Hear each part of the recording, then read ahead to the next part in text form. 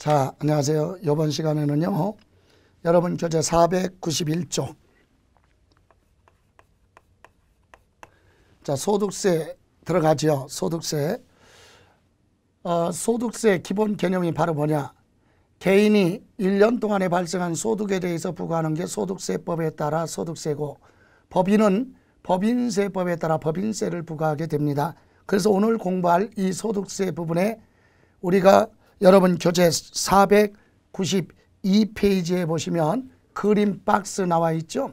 그와 같은 소득에 대해서 과세를 합니다. 그 중에 우리는 소득세법을 광범위한데 다 시험범위에 들어가는 건 아니고 부동산 관련된 세법이니까 이번 시간에 여러분이 공부해야 될 건 부동산 임대소득이에요.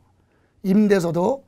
자, 20회서부터 25회까지는 한 문제씩이 출제가 됐었는데 26회, 27회만 빠졌죠. 그래서 28회는 그 어느 때보다도 출제될 확률이 높다. 그리고 전월세 시장이 과열되어 있기 때문에 전월세 시장을 안정화시키기 위해서 국가에서는 개인이 부동산 등을 취득해서 주택을 사가지고 임대사업을 한다면 주택임대사업자한테는 세부담을 줄여주고 혜택을 줍니다. 그러니까 상가 임대사업이 아니라 주택임대사업에 대해서는 기본적으로 세금 부담을 줄여주는 그런 취지로 되어 있다. 그러면 소득세는 여러분 교재 492쪽 소득세 개념 특징 여러분이 한번 읽어보시고, 소득세는 개인이 1년 동안에 발생한 소득에 대해서 과세하는 게 소득세다. 여기 보실까요? 자, 소득세를 부과하기 위해서 국회에서 만들어 놓은 법률이 소득세법이고, 소득세법에 따라 소득세를 부과하게 됩니다. 그럼 이 소득세의 납세 의무자는 그러면 당연히 납세 의무자는 개인이 됩니다. 납세 의무자는 개인. 법인 설립 등기 안 했다면 개인 회사이기 때문에 개인 사업자도 개인이니까 소득세법에 소득세를 부과하게 됩니다. 그러면 납세 의무자는 누가 납세 의무자냐?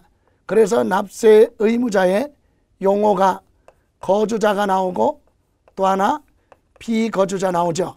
그래서 여러분 교재 보시면 납세 의무자 그러면 소득세법상 납세 의무자는 개인, 그리고 법인격 없는 사단, 재단, 기타 단체도 개인과 똑같이 소득세 납세 의무가 있다. 그런데 납세 의무를 어디까지 할 거냐? 그걸 범위를 정하기 위해서 우리는 그림 도표에 나와 있듯이 거주자 또는 비거주자로 구분하죠. 거주자는 뭐냐? 국내에 주소가 있는 자 또는 183일 이상 거소를 둔 자를 우리는 소득세법의 거주자라고 한다. 그럼 이런 거주자는 납세 의무 범위가 옆에 국내외 모든 소득에 대해서 과세를 하겠다. 이렇게 납세 의무가 정해져 있죠. 그래서 거주자를 우리는 뭐라고도 얘기하냐면 무제한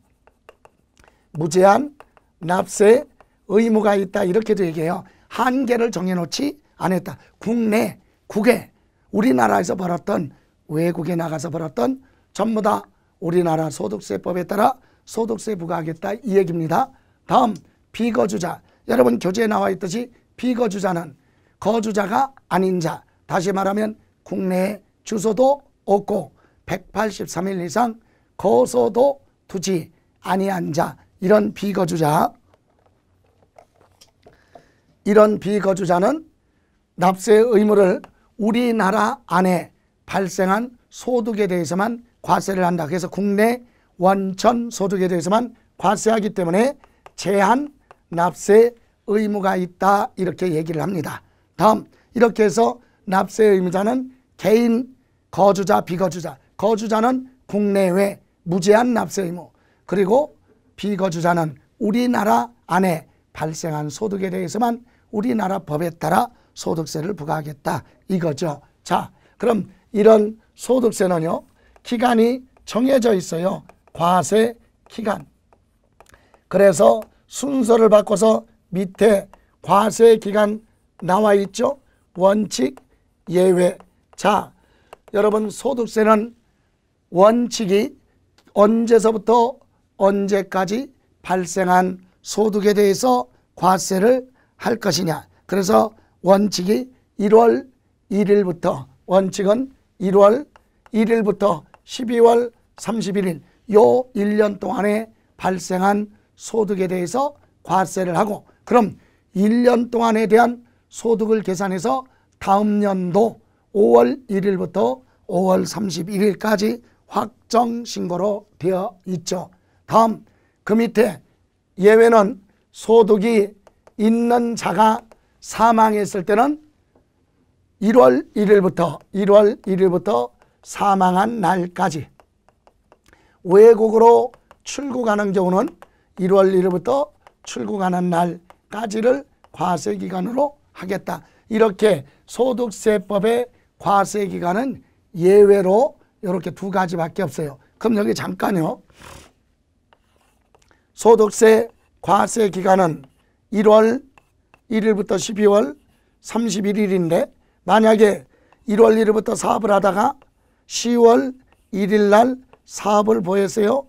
폐업했다고 그래서 이 사람은 과세기간이 1월 1일부터 10월 1일까지로 계산하는 게 아니에요. 왜?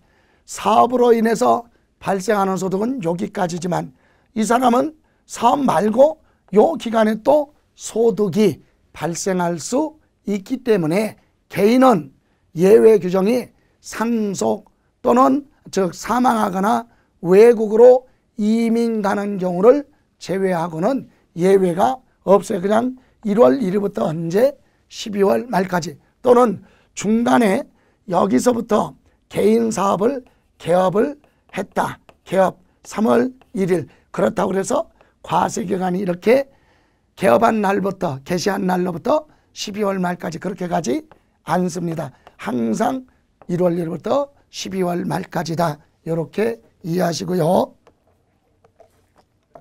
다음 장. 자, 다시 위로 가서 이번에는 요 기간 동안에 개인이 발생한 뭐가 있다고요? 소득 있죠? 이 소득이 뭐냐? 경제적 이익이에요. 그럼 이 소득에 대해서 소득세를 부과하는데 여러분 다시 되돌아가서 여러분 교재 492페이지 보실까요? 492쪽 맨 위에 소득의 구분 나왔죠? 자, 우리나라 소득세법은 소득의 열거주의에 따라 8가지 소득이 열거되어 있죠. 이자소득, 배당소득, 사업소득, 근로소득, 연금소득, 기타소득, 그리고 퇴직금 받았을 때 퇴직소득, 양도소득, 이렇게 8가지 소득으로 되어 있어요. 그래서 요 소득을 보면 은행의 예금에서부터는 이자소득, 주식회사의 주식을 갖고 배당금 받았으면 배당소득, 사업자 등록을 했든 안 했든 사업으로 인해서 발생하는 소득, 고용계약 체결하고 받는 근로소득, 연금에 따라 받는 연금소득, 복권에 당첨된 거, 기타 소득 이와 같은 거, 종교단체의 성직자들의 사례금, 이것도 기타 소득으로, 다음에 퇴직금 지급 규정에 따라 받는 퇴직소득, 부동산을 팔아서 발생하는 양도소득, 이렇게 소득이 종류가 8가지로 되어 있습니다. 그런데 이 8가지 소득 중에 요와 같은 소득은 지속적으로 원인이 계속적으로 발생하는 그런 소득이기 때문에 요거를 뭐한다? 합산을 해서 과세를 합니다. 이 소득을 합산 6개든 5개든 2개든 이와 같은 소득이 있으면 소득이 있는 사람 중심으로 합산을 하죠. 이렇게 합산해서 이거를 뭐라고도 얘기하느냐? 종합소득이라고도 하죠. 그리고 요 퇴직소득은 직장 다니면서 퇴직금 받는 거니까 자주 발생할 수가 없잖아요. 그래서 이것은 이 성격하고 틀리니까 따로 분류를 내겠다. 분류 과세라고 그래요. 다른 소득은 합산을 하는데 요건 이런 소득이 있어도 여기 합산하지 말고 따로 분류를 해서 과세를 합니다. 또 양도소득도 다른 소득에 합산하지 말아라. 이렇게 해서 결론은 이와 같이 합산해서 뭘로 내느냐? 종합소득세로 납부를 하게 되고, 요거는 따로 분류를 해서 뭘로? 퇴직소득세로 납부하고, 그리고 부동산 팔았으니까 양도소득세로 과세를 합니다. 이렇게 해서 우리나라의 소득세는 실질적으로 납부하는 건 종합소득세, 퇴직소득세, 양도소득세로 구분하죠. 그러면 우리는 시험에서 부동산 관련해서 요 양도소득과 여기 사업소득이 있는데, 사업소득에서 한 문제가 나오면 양도소득세에서 5문제가 나오고, 여기서 출제가 되지 않으면 양도소득세는 6문제가 출제됩니다. 그러면 지금 저희가 다른 부분은 공부하지 않는데 개념만 봤어요. 그러면 여기서 우리가 알아야 될 거, 부동산 관련 사업소득, 부동산 관련 사업소득이 있는데 그 사업소득 중에 첫 번째 임대사업이 있고요. 부동산을 사고 파는 매매업이 있고, 주택을 지어서 파는 건설업, 이렇게 3가지가 있다. 이 중에 많이 출제되는 부분이 바로 부동산 임대업이죠. 그래서 우리는 부동산 임대업에 대한 소득을 한번 점검하려고 합니다. 그래서 여러분 저 뒤쪽에 광범위하니까 다 보실 필요 없고, 부동산 관련 사업소득 494쪽. 죄송합니다. 제가 오늘 목 상태가 안 좋아갖고 죄송합니다. 494쪽 부동산 관련 사업소득 나와 있죠. 부동산 관련 사업소득. 자, 부동산 관련 사업소득 중에 부동산 임대사업, 부동산 임대사업에 대해서만 보겠습니다. 그래서 첫 번째, 부동산 임대사업의 범위, 어디까지 부동산 임대사업으로 볼 거냐. 그래서 임대사업은 크게 세법에는 이렇게 크게 3가지로 되어 있죠. 열거가 되어 있는데 그 첫 번째가 1번. 첫 번째, 부동산 또는 부동산상의 권리죠. 권리, 대여로 인해서 발생하는 소득 그랬어요. 자, 하나씩 봅니다. 여러분, 부동산 또는 부동산상의 권리를 대여했다는 얘기는, 부동산은 토지 건물이죠. 토지 건물을 다른 사람한테 이용하게 하고 사용하게 하고 대가를 받는 거, 이것이 임대소득이죠. 여기서 임대는 기본이 월세를 얘기해요. 월세. 전세는 기본이 부과하지 않죠. 월세 소득이지 전세는 우리나라만 있는 전통적인 방법이죠. 그래서 전세는 매달 수익이 발생하지 않죠. 그래서 특별히 간주 임대를 하는 것이 뒤에 나옵니다. 그래서 우리는 기본이 임대소득하면 월세를 얘기한다. 이렇게 먼저 이해를 하시기 바랍니다. 그래서 1번, 부동산 하면 토지 건물 또는 부동산상의 권리, 대여로 인해서 발생하는 소득. 첫 번째 1번, 전세권, 임차권 대여합니다. 그래서 발생한 소득도 임대업의 소득이다. 여러분, 전세권을 또는 임차권을 임대했다는 얘기는 타인의 부동산에 전세계약 체결하고 그걸 다시 전세 주는 걸 전전세라고 하고, 또 남의 부동산에 월세, 임대차 계약을 맺고 그 기간 동안에 내가 타인에게 다시 임대차를 주는 이것을 우리는 전대라고 하죠. 그러면 내가 다른 부동산에 전세로 1억 보증금을 주고 그 계약 기간에 다시 다른 사람한테 전대를 줬어요. 그래서 전전세 보증금 1억 5천만 원 받았다. 그러면 1억 주고 1억 5천만 원 받았으니까 차이 나는 금액 5천만 원에 대해서 우리는 간주 임대료를 계산해서 수익으로 계산합니다. 자, 이렇게 임대소득. 그래서 또 월세, 다른 부동산의 월세 계약, 예를 들어 한 달에 100만 원씩 임대료 주기로 계약을 하고 그 기간에 다른 사람한테 200만 원씩 임대를 줬다면 차이 나는 금액도 임대업의 소득으로 봅니다. 이렇게 전세권, 임차권, 대여로 인해서 발생하는 소득. 다음 두 번째, 여러분 건물의 옥상이나 측면 또는 토지 등을 장소 제공해주고 일시적으로 장소를 빌려주고 받는 대가도 부동산 뭘로?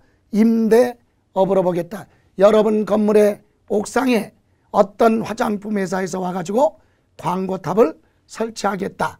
또는 지금 대통령 선거가 있는데 지금 어떤 후보가 와서 건물에다가 플랜카드를 걸려고 하는데 장소를 좀 빌려달라. 이렇게 일시적으로 장소를 빌려주고 받는 대가도 부동산 뭘로 본다? 임대업의 소득으로 봅니다. 다음 디귿. 이것은요, 제가 은행에서 대출 받는데 은행에서 담보를 요구합니다. 그런데 저는 부동산이 없어요. 그래서 부동산이 많은 여러분한테 부탁했죠. 뭐라고? 내가 대출 받는데 갚을 때까지만 여러분 부동산을 내 대신 은행에 담보로 제공해 주면 내가 매달 여러분한테 대가를 주겠다. 이렇게 계약을 하고 여러분은 내 대신 여러분 부동산을 담보로 제공하고 나한테 대가 받고 있으면 그것도 임대업의 소득으로 본다. 그것이 디귿에 대한 내용이죠. 보시면 자기 소유 부동산을 타인의 담보물로 사용하게 하고 그 사용 대가 받는 것은 부동산상의 권리 대여로 인하여 발생하는 소득으로 본다. 다음 니을은요, 부동산 매매업자, 건설업자가 판매를 목적으로 취득한 부동산을 판매가 되기 전까지 일시적으로 대여를 하고 얻어지는 소득도 부동산 뭘로? 임대업의 소득으로 보겠다. 자, 이렇게 해서 1번이 아주 중요합니다. 1번에 기역, 니은, 디귿, 니을 요것만 이해를 하시면 돼요. 그리고 2번은 제목만 공장재단, 광업재단, 대여로 인해서 발생하는 소득 여기까지. 여러분 공장재단이나 광업재단은 공장저당, 공장 및 광업재단 저당법에 따라 묶어서 등기해 놓은 건 하나의 재단 부동산으로 보죠. 그래서 공장재단을 포괄적으로 빌려주고 받는 것도 부동산 임대업의 소득으로 본다. 그래서 제목만 이해하시면 되고 다음 장에 3번도요. 광업권자, 조광권자, 덕대 이런 사람들이 캐낼 수 있는 시설과 권리를 대여하고 얻는 소득이 있으면 그것도 임대업의 소득으로 본다. 이렇게 세 가지. 이 세 가지 중에서요. 1번하고 기역, 니은, 디귿, 니을 그거만 숙지하시면 돼요. 그리고 그게 무슨 뜻인지 이해하시면 되죠. 자, 다음 이렇게 해서 부동산 임대 소득이 있고 그 다음에 2번 부동산 임대업의 소득금액 계산 그랬죠. 거기에 우리 총수익금액 계산하는 내용은 물어보지 않지만 참고로 볼까요? 자, 총수입 금액이 나오면 여기에서 필요 경비죠. 필요 경비를 빼요. 들어간 비용. 그래서 나오는 것이 임대 소득이죠. 임대 소득 금액. 자, 그러면 임대 소득 금액을 계산하려면 총 수익 금액에서, 이건 총 벌은 거에서 들어간 비용을 빼면 되죠. 그런데 이때 요 총 수익 금액에는 어떤 것이 있느냐. 그래서 자, 첫 번째 연간 임대료, 1년 동안에 월세 받은 거, 이것이 연간 임대료죠. 여기에다가 간주 임대료를 더합니다. 간주 임대료 하면 월세 받은 건 아니지만 월세로 본다. 임대료 받은 걸로 간주한다. 이 간주 임대료 다음, 그리고 나서 세 번째는 관리비 수입. 관리비 수입이라고 하는 것은 자, 상가 건물 같은 경우는 평당 임대료 말고 관리비를 받죠. 그때 관리비에 전기요금, 수도요금, 가스요금 이런 것까지 같이 받은 거 있으면 그거는 납부할 공과금이니까 제외하고 나머지 부분만 관리비 수입으로 들어갑니다. 그리고 나서 여기에다가 보험 차익이죠.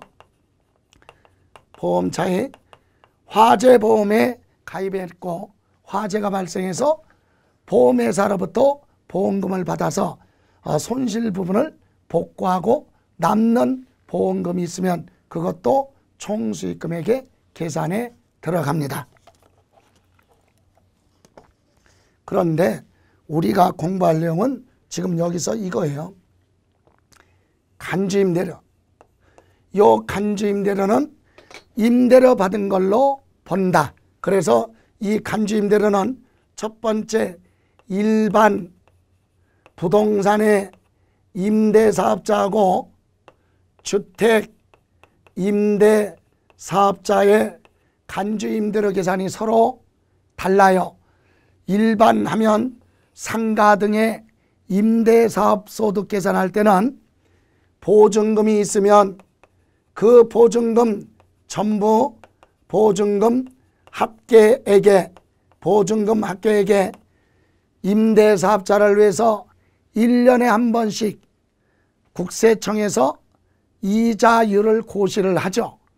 2015년에는 2.4%, 2016년 작년에는 기준금리가 떨어지니까 1.8%, 올해 2017년에는 1.6%로 되어 있죠. 지금 교재에는 고시되기 전에 작년 기준 1.8%로 되어 있다면 그건 1.6%로 수정해 주세요. 올해 거 이자율 1.6%죠. 이렇게 해서 1년치에 대한 임대료로 보겠다. 물론 이게 공실이 있고 임대차 계약하고 기간이 10개월이든 1년이 안 되면 그 기간만큼만 계산하면 돼요.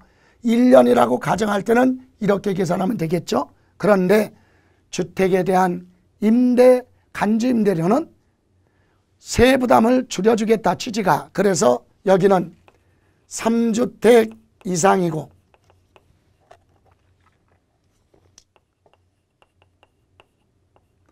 그 다음에 보증금 합계죠. 보증금 합계액이 3억을 초과, 그럴 때만 간주임대료 계산합니다. 3주택 이상이고 보증금 합계가 3억을 초과할 때만 간주임대료 계산하는데, 여기서도 또 하나, 요 3주택 이상 요 주택수에서 제외되는 소형주택이 있어요. 소형주택. 구체적으로 얘기하면 이 소형주택은 뭘 얘기하느냐. 전용면적 60제곱미터 이하. 작년까지는 2016년까지는 85제곱미터였는데 개정법률에 따라 60제곱미터 이하, 그리고 기준시가죠. 기준시가가 3억 이하, 이런 소형주택은요, 요 두 가지가 동시에 충족됐을 때는 요 주택수에서 빠져라. 이런 건 여러 개 가지고 있어도 간주임대로 계산을 안 하겠다 이거죠. 이렇게 해서 주택은 3주택 이상 보증금 합계가 얼마? 3억을 초과할 때만 간주임대로 계산합니다. 그렇다면 나머지 일반 부동산은 보증금이 나오면 전체 이자율을 곱하죠. 또 하나, 여기서 주택 있죠? 주택에 대한 간주 임대료 계산은 어떻게 하느냐 이거예요.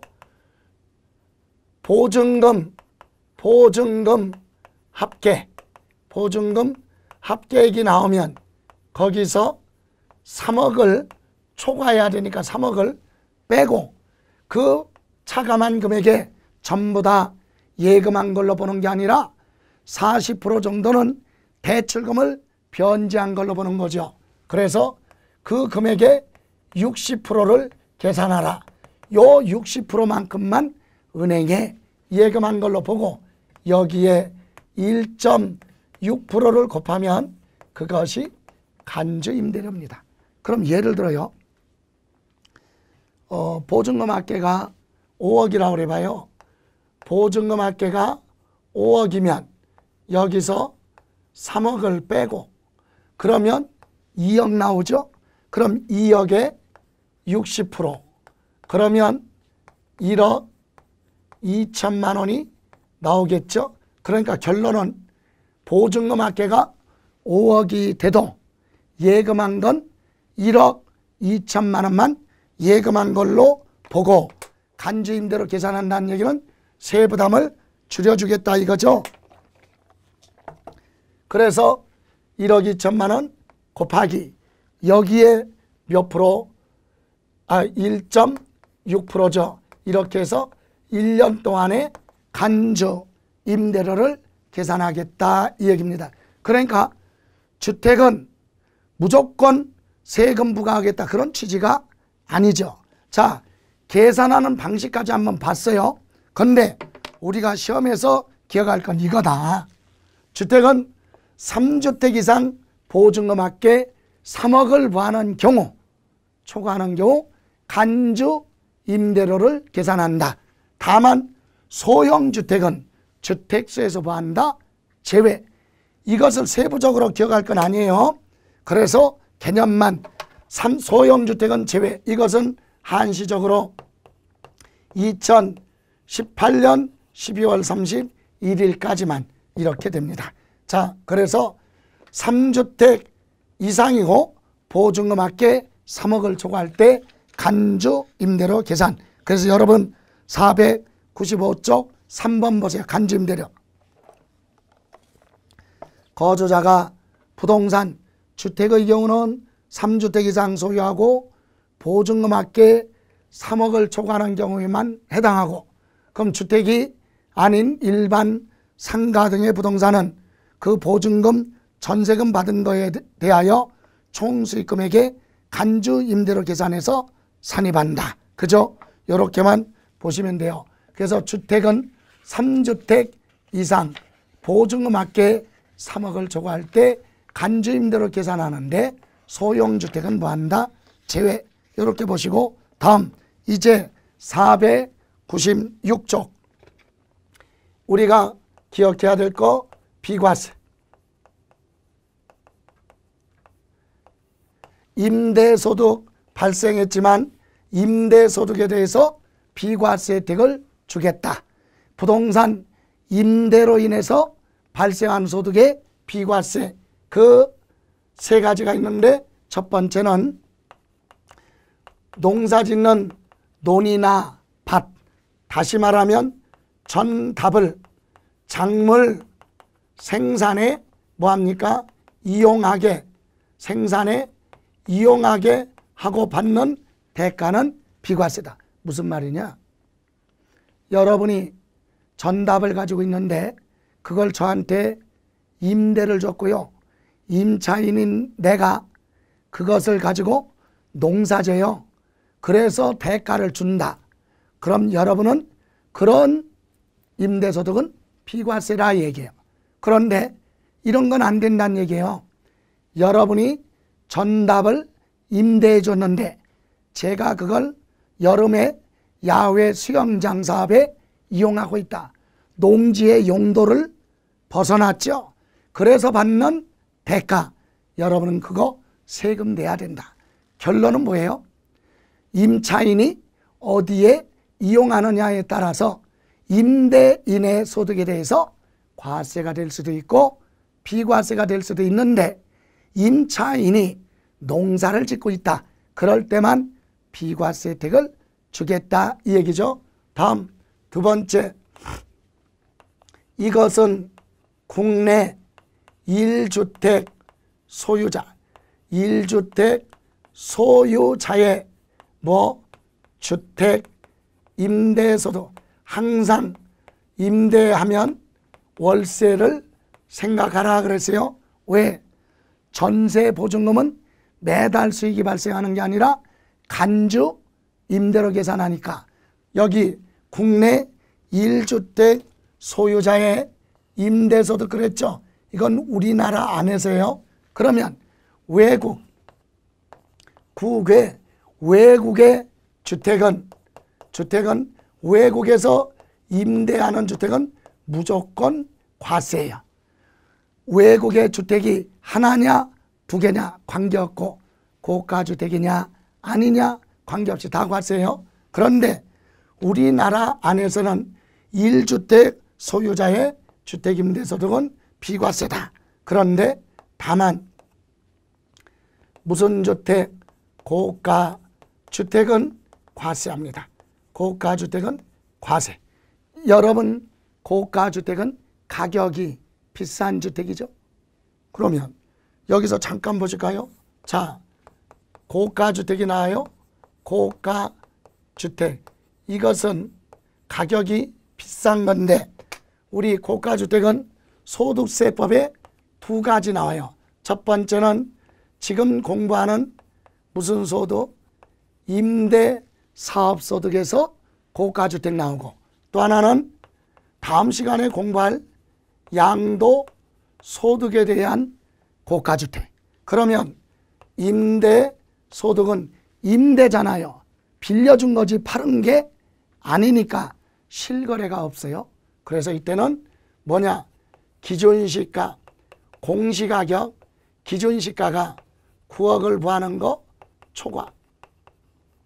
과세기간 종료일 현재 기준시가, 기준시가면 공시가격이죠. 다시 말하면 개별주택 가격 또는 공동주택 가격, 그 가격이 9억을 부하면 초과하는 게 고가주택이다. 그죠? 자, 그런데 우리 양도소득에서 고가주택은 양도예요. 양도니까 사고 팔았다. 그래서 이거는 실거래. 실거래 가격이 얼마예요? 9억을 초과. 이럴 때 우리는 고가주택이라고 한다. 양도소득세에서 고가주택은 실거래 가격이 9억을 초과. 임대소득에서는 기준시가 9억을 초과. 그런데 공통점이 있다. 둘 다 임대소득이든 양도소득이든 무슨 주택은, 고가주택은 과세가 된다. 그 사실이에요. 그래서 고가주택을 제외하고 우리나라의 1주택 소유자가 그 주택을 가지고 임대, 월세를 받고 있으면 얼마가 됐든 비과세 혜택을 주겠다. 고가주택이 아니라면. 그죠? 여기서 참고로 그러면 임대소득에서 1세대 1주택자 판단할 때 몇 가지 확인하죠. 거기 보시면 496쪽 밑에 보시면 보충학습.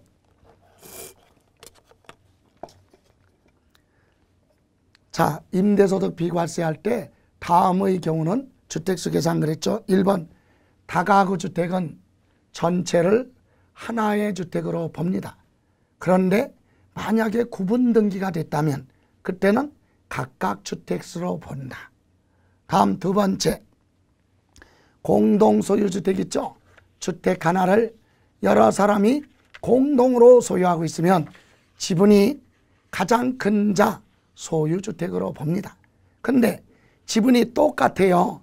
지분이 가장 큰 자가 두 사람 이상이다. 그럴 때는 각각 소유로 계산하겠다. 요거 거기까지만.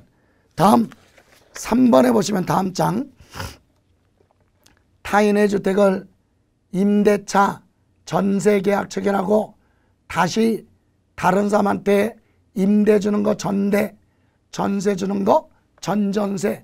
그 주택은 본인 소유 주택이 아닌데도 내 주택 수계산에 포함한다. 제가요 남의 주택을 전세계약 체결하고 다시 다른 사람한테 전세를 주는 걸 전전세라고 그랬잖아요. 그러면 그 주택은 내 주택이 아닌데도 내 소유 주택으로 보고 주택수를 계산하겠다. 요거.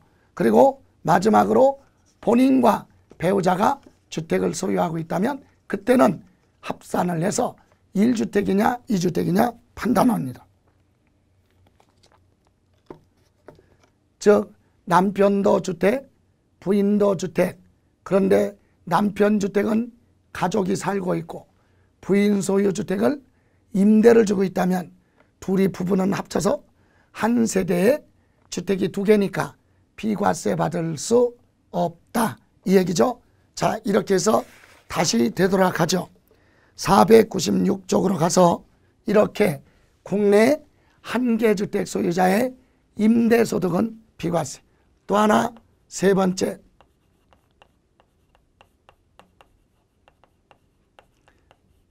다주택자 한 세대가 주택을 여러 개. 그래서 다주택자가 가지고 있는 경우도 다주택자의 총수익 금액이 연간 총수익 금액이 2천만 원 이하 주택 임대소득은 비과세다. 그러니까 1년 동안에 총수익 금액이 2천만 원 이하면 주택이 두 개, 세 개, 네 개든 주택수 관계 없이 다 합쳐서 1년 동안의 총수익 금액이 2천만 원 이하 주택임대소득은 비과세 혜택을 준다 이 얘기예요. 그러면 2천만 원 하면 구체적으로 12달로 나누면은요 월 평균이 166만 6,666원이야. 그러니까 그런 금액을 그러니까 166만 원을 뭐하면 초과하면 2천만 원 초과하니까 그때는 다 과세를 할 것이고 2천만 원 초과하지 않으면 다 비과세. 이거는 한시적이죠. 언제까지 비과세 혜택을 주느냐. 2018년 12월 31일까지 한시적으로 비과세 혜택을 줍니다. 자, 이렇게 해서 주택 임대소득 다시 한번 비과세는 자 농지 전답 이용하게 하고 받는 소득 비과세. 주택은 우리나라 안에 1주택 소유자의 임대소득은 뭐 하겠다? 비과세 혜택 주는데 고가주택이라면 그건 과세한다. 그런데 이건 우리나라 얘기죠. 외국의 고가주택 다 과세. 외국의 주택이 하나냐 두 개냐 관계없이 외국은 다 과세를 하겠다. 다음 다주택자 한 세대가 주택을 여러 개 가지고 있어요.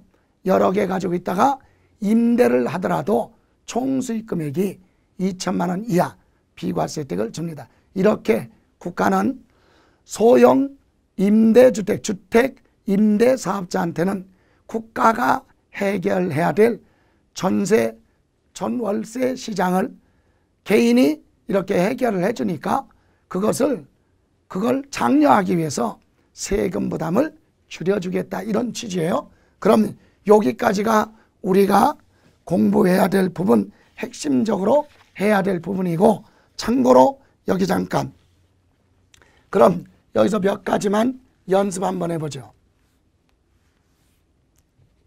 자, 주택 하나를 월세 받고 있다.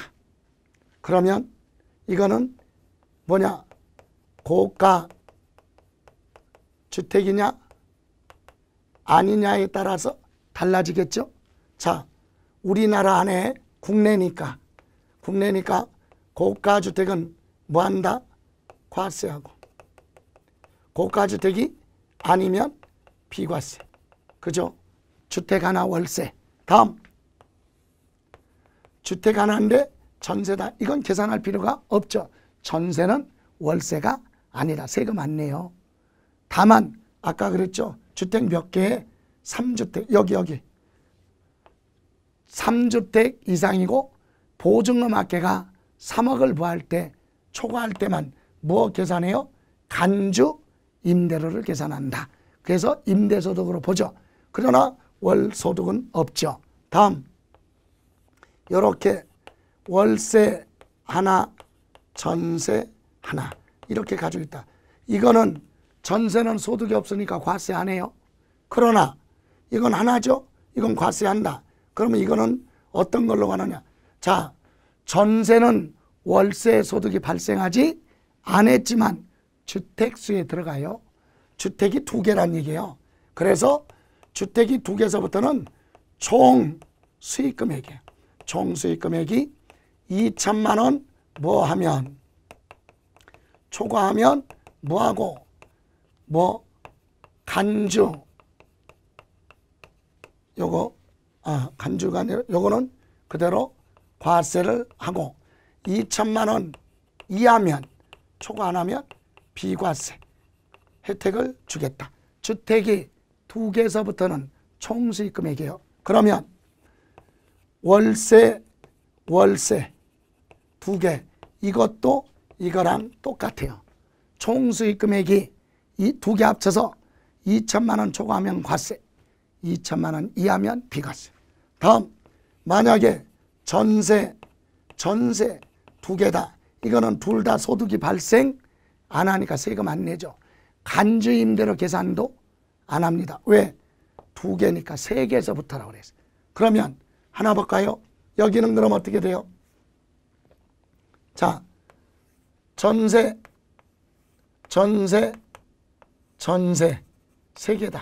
이럴 때는 이것은 보증금 합계액이 3억을 뭐 초과하느냐 3억 이하냐 이거에 따라서 간주 임대료 계산이 달라요. 그래서 보증금 3억을 초과하면 간주 임대료 계산하는 거고 3억을 초과 안 하면 간주 임대료 계산하지 않는다. 이렇게 연습해 보세요.